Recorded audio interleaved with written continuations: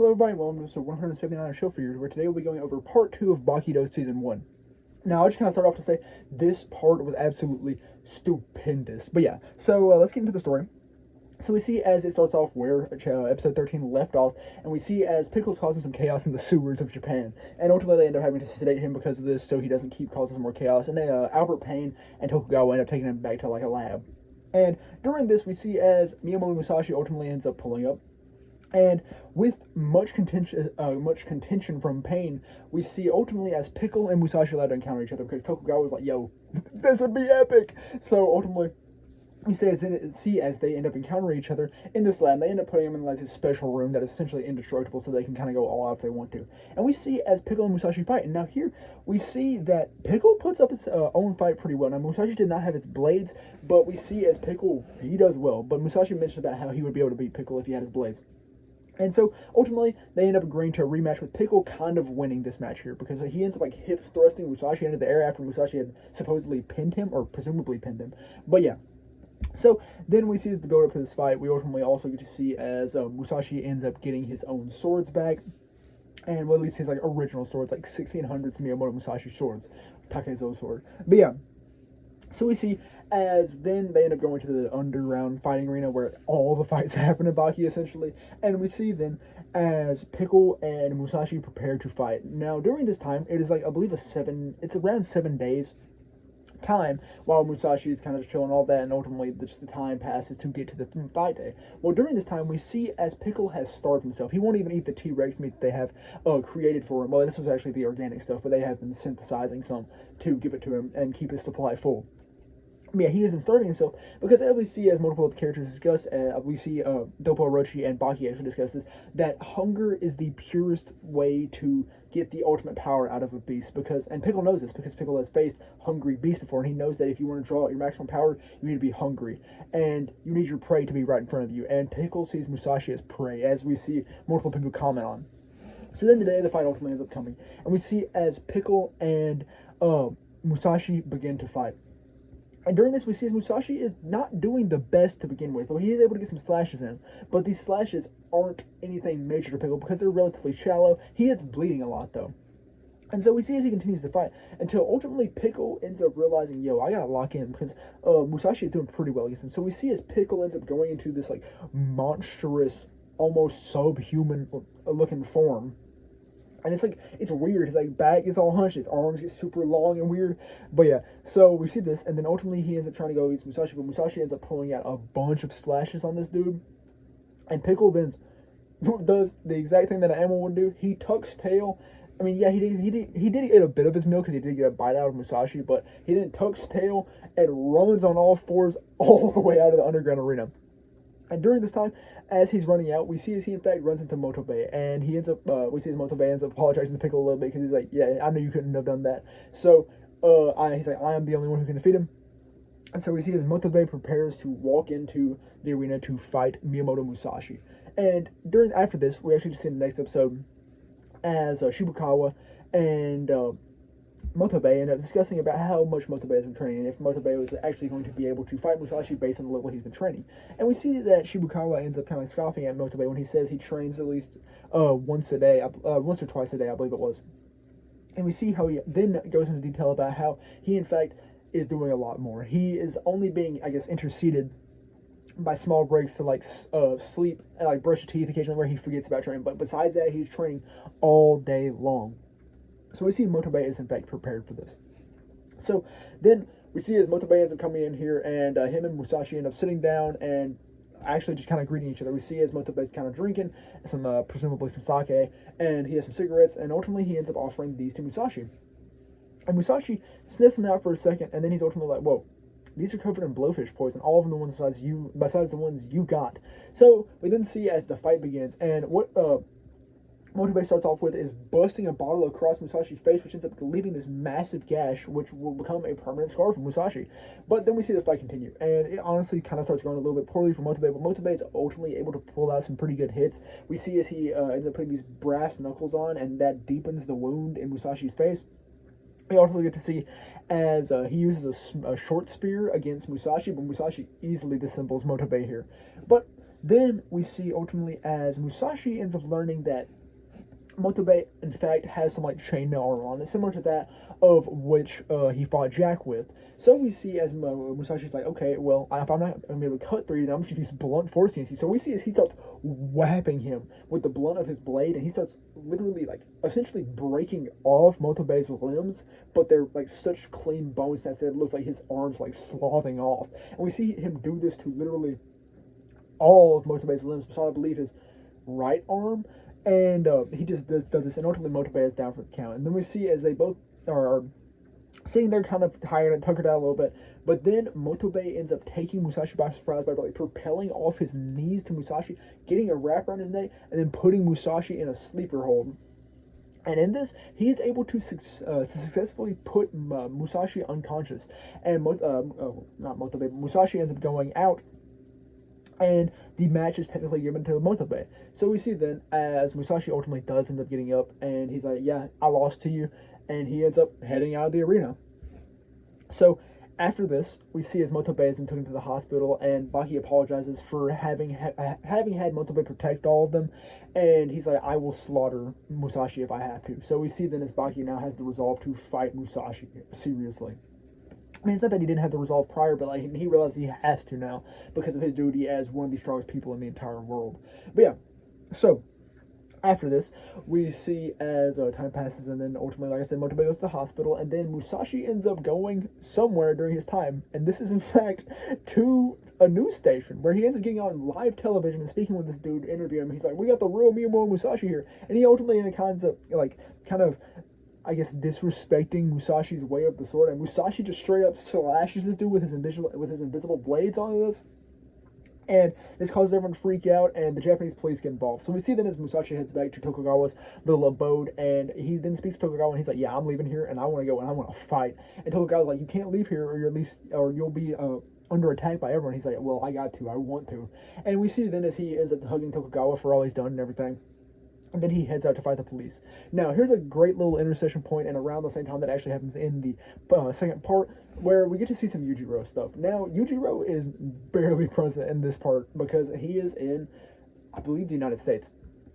And what he's doing there is he's getting his peace treaty re-signed. So we see as Barack Osman, and I presume his first name is Donald, but we see the stand-in for Donald Trump entitled Donald Trump.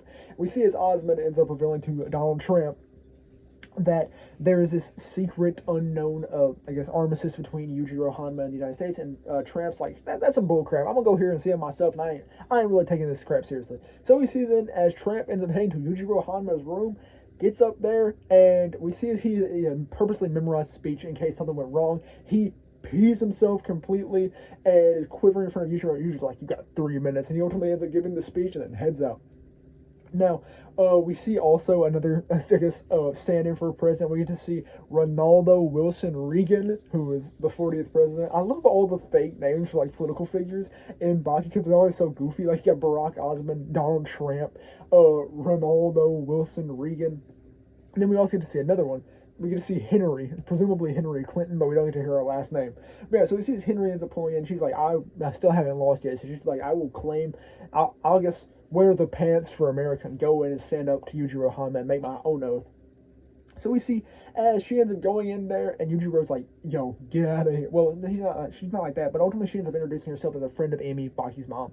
And so Yujiro's like, "Okay, I'll give you don't have to make your own oath because you're covered under, I guess, the enmity of Amy." But he's like, "If you ever come back here again, I will violate you, to say the least." And she ends up blushing real hard, nosebleed, and then heads off. But yeah, so back to where we're at with Miyamoto Musashi. We see as he comes up to the police, and he straight wipes all of them out. They try and arrest him, but they ultimately fail. He wipes out that entire crew, essentially. And one thing I love about Musashi is he's not afraid to kill. He's down to kill. And he's straight up killing police here. But yeah, so ultimately, we then see as he ends up heading off, and during this time, he goes and like rests under a bridge. And we see as one of the police officers ended up surviving that encounter, ends up coming back. He's like, "Yo, you're surrounded by 100 men. You best surrender now." Musashi does not care. He bisects this dude down the middle vertically, and ends up bringing the half of the gun and throwing it to the people there. And we see as they try and find, they have like nice riot shields. They have like a fire hydrant to blast him with, and none of this works. But ultimately, we see as one guy ends up building up the courage, and he whips out a taser that's been modified. He puts 500,000 volts of electricity through Musashi for like a solid like minute at least. And just to put in comparison, that's like almost the like high level for like power lines. So he is getting fried here. And we see Musashi ends up falling out, and this dude's like, "Yeah, I did it." Then Musashi gets back up, and he accuses this dude of using sorcery, and this dude pees his pants. And then Musashi ends up getting his way and defeats this entire police force. So then we see as the police end up breaking down, like the government ends up breaking down, they're like, "Yo, Musashi's a problem. We can't let our, acts of cloning be known to the rest of the world. So we got to deal with this internally and keep it quiet and keep it from the public." So we see then as the like head of the security department, or whatever we're going to call it, the National Police Agency, I believe it is. He ends up going to his last resort. He ends up going to the Yakuza, and he ends up meeting with Kaoru Hanayama. And we see as he ultimately ends up recruiting Kaoru Hanayama after some due persuasion. Now, at first Hanayama's like, "No, I don't really want to do this." When we also get like another brief recap of Hanayama's backstory, but we get that like every series, so I'm not going to go over that again. But then we see as ultimately Hanayama's like, "No," so we see as the dude gets to leave, and then he ultimately ends up telling Hanayama about how he lost one of his closest men to him, and then Hanayama's like, "You know what, I'll do it." And then we see as the chief police goes to battle him, Hanayama's like, "Oh my gosh," Hanayama's like, "No, don't battle me." So now we are setting up for a fight between Musashi and Hanayama. Now during this intercession point between Hanayama and Musashi fighting, we see as Musashi actually ends up going into the sewers to hunt down Pickle. And here he ends up talking with Pickle because he feels like Pickle is the only person in this modern era which he has a relationship with. Because we see as Baki comments about how since Musashi is from a year 400 years from a time 400 years in the past, he doesn't really have anyone to trust. He doesn't have anyone he can feel secure with. So he ends up going to Pickle because Pickle is living in a similar circumstance Musashi is. So we see as he goes in there and just talks to Pickle. Obviously Pickle can't talk back, and they end up sharing like alligator brain matter, and Pickle ends up giving him some like intestines, and Musashi ends up taking them. Yeah, so we see they're just talking. Ultimately, Musashi's like, "You know what, thank you for that talk," heads off. And now we see as ultimately Hanayama is sent to like this district to fight Musashi, and ultimately he ends up encountering Musashi as he runs down the road. And we see as Hanayama and Musashi ultimately end up running into each other. And it starts off with Hanayama and Musashi looking at each other. Now, we see as Musashi throughout this entire series has had different visions of things before fighting a person. And here at Hanayama, he sees just pure light, just pure like determination in Hanayama. And we see them as Hanayama ultimately ends up blasting bro with an insane punch. And then it seems that the battle is going in Hanayama's favor. We see Hanayama fight. Ultimately, Musashi does end up pulling out a blade and hits Hanayama right there in the knuckle, but Hanayama stops it, and Musashi's unable to push it any further, and he like holds his hand for a lot of the fight. And we see as they continue to go crazy. And Hanayama ultimately does end up pulling out the blade, and they keep fighting. And now, Musashi kind of discouraged, not really discouraged, but intrigued through this fight because he is unable to seriously cut into Hanayama's skin. However, it ultimately does get into a point where Musashi ends up getting what's called an iron grip from Hanayama, and he's looking like he's going to crush his face, but ultimately Musashi ends up whipping out a blade and cutting Hanayama's abdomen. And Hanayama had like a wrap on, so it didn't cut too deep, but if he wouldn't have, his guts would have been spilled out there. So we then see is ultimately Musashi and Hanayama have a brief intercession. We see as Hanayama gets wrapped back up, and they go back into fighting. Now, during this fight, we see as Hanayama is greatly slowed, and Musashi just starts kind of winning the fight pretty easily. And he cuts up Hanayama a lot, and then ultimately, as he prepares to end up wiping out Hanayama after this, it kind of very, but I was honestly a very intriguing battle. I love this battle; it was great. And after this great fight, we see as he prepares to cut down Hanayama. And before he does so, Baki comes in and he's like, "Yo, if you cut down Hanayama, I will beat you to death." And ultimately, Musashi is left with no, satisfaction from this fight because he couldn't win it completely because he did not kill Hanayama.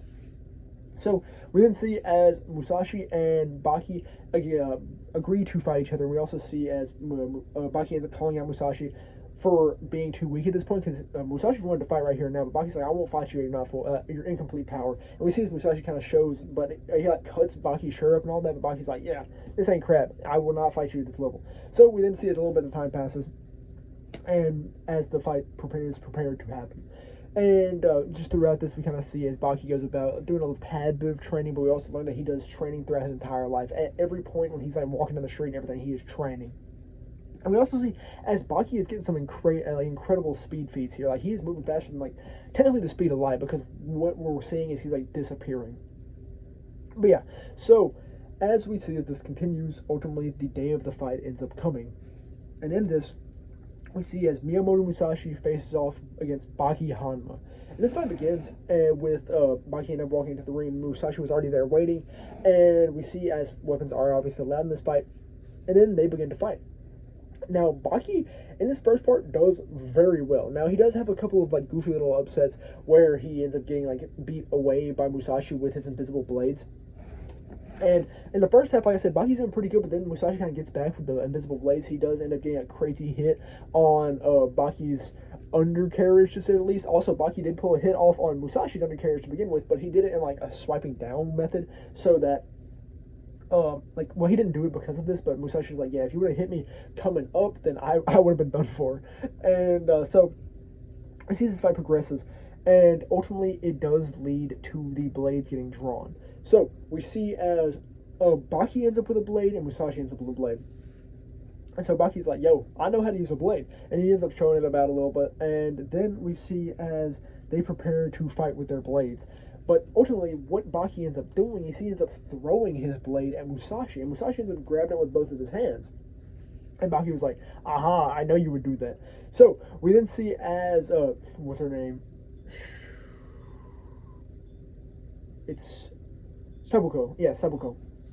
Sabuko Tokugawa's sister, Mitsuri Tokugawa's sister, Mitsunari Tokugawa's sister.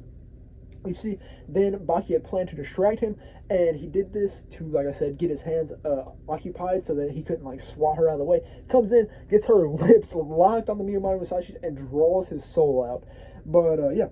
Now, we did see a little bit before this happened, that Baki did and was successfully able to knock Musashi down and all of that, and essentially make him unconscious, but ultimately Musashi ends up getting back up. Not back up, but like reawakening, and it looks like Baki's gonna like slash him and cut him down, but ultimately he ends up doing this instead, and Musashi's soul is then released to the Aether to return to wherever it came from.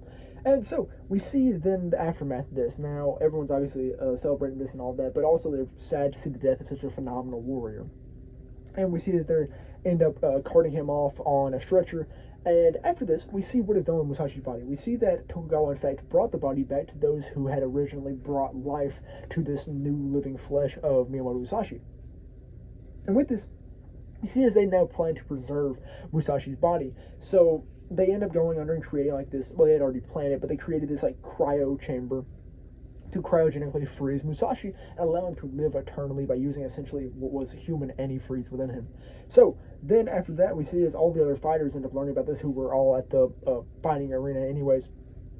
But yeah, so they end up all learning about this and they're like, yo, why are you keeping Musashi alive? Like, Musashi, if he returns, he will be a massive threat once more. But ultimately, Tokugawa was like, no, I do not plan to keep Musashi alive for any ulterior motive. He's like, Musashi deserves a place to come. Musashi is a vagabond, and he is traveling about within the Aether, and if he ever wants to come back home, if we ever see him again, then he's fully at liberty to do that. And so that is why Tokugawa will allow Musashi's body to remain in this cryostasis. But yeah, that is where the series ends.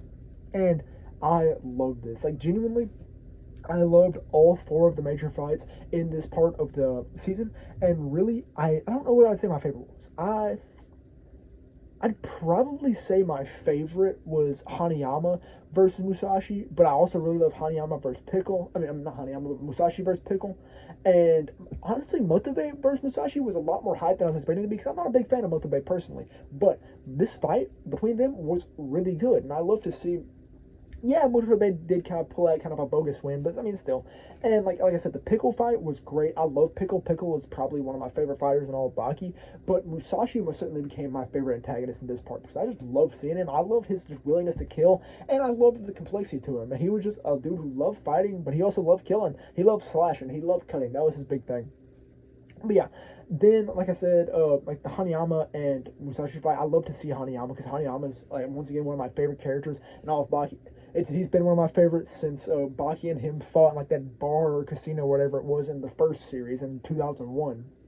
But yeah, also I know there's the 1994 OVA, but still. But yeah, so I really enjoyed that. And then Baki versus Musashi was great. It most certainly was the I guess part of this season where I was the most hyped. I was like, at like multiple corners, and like it made me laugh at one point because it was after Musashi took the nut shot, and he was like, "Oh yes, my testicles have finally dropped again, so we can commence our battle." I don't know why that made me laugh, but I mean it was goofy. But yeah, like genuinely, this series of Baki-Dou and this second part of the season was great. Like I highly recommend it to anyone who is even like tangentially interested in fighting anime because Baki is my one of my favorite anime of all time, one of my favorite anime series of all time, and it is most certainly my favorite fighting anime. Well, I'm not like fighting and when it, like the core focus is fighting. I don't know how like not like a battle shonen. I wouldn't consider a battle shonen like a fighting. I consider it shonen when Baki is most certainly like a fighting anime because it's predominantly focused on it. But yeah, so that's all it really was for this series and this second part of season one. And like I said, I loved it. It was great, and it most certainly blew my expectations out of the water. But I did also have very high expectations as well because it's Baki, and Baki's phenomenal. But yeah, I said that's all it really is for that, and that's all I really have for episode 179 of Show Review. So thank you very much for watching.